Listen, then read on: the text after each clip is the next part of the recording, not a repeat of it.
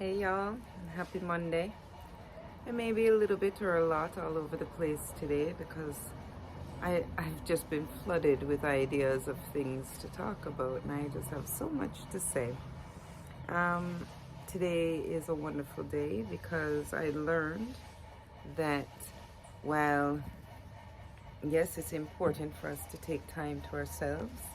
Sorry, my camera is thinking all over the place.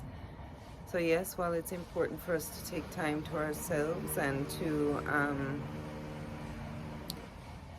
to regenerate and all of those wonderful things, reset, it's also super important for us to connect with others. And we need to let loose and have fun from time to time. It's a very big part of the healing journey is to allow yourself to be in every situation that you come in contact with. So I want to thank my friends for showing me such a great time last night, and I want to thank my bestie for drawing me out and not taking it personal when I said I was only going to stay about 2 hours. And the 2 hours after that first 2 hours was just priceless. So thank you all. That was really awesome. I love you all. I also want to talk about, I've spoken about this before, but I think it's so important to speak about it again, and parenting. And a lighthouse parent versus a helicopter parent. And right now, our children in Jamaica are on exams. And those of us who lighthouse parent are there to support our children. Those of us who helicopter parent check up on everything that our child does. I want to explain to you why it's important to be the lighthouse parent and not the helicopter parent. Okay, because I understand that we don't want to see our child fail. I don't want to see my child fail either.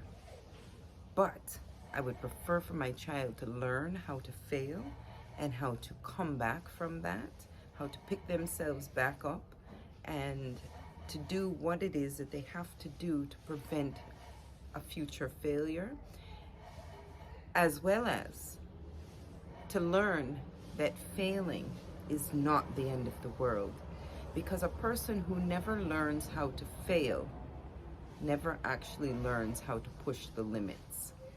And we need to understand this, that failure is not necessarily a negative thing. We need to look at failure as a lesson and not as something negative. So we either win or we learn. If we are avoiding failure, we are never pushing the limits. We are never growing into our true potential. We are not putting ourselves out there because we are scared to fail. You know, when I look back on my own childhood, and even my own adulthood, I have had my greatest rewards after my worst failures.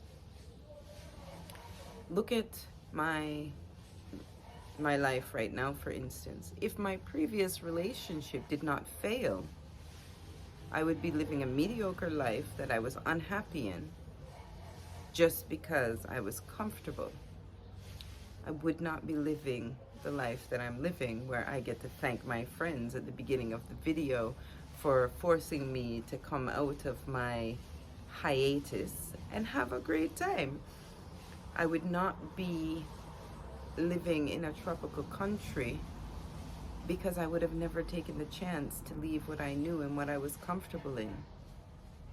I would not be able to support my children in the way that I support them because I would be scared for them to fail the same way I would have been scared for myself to fail.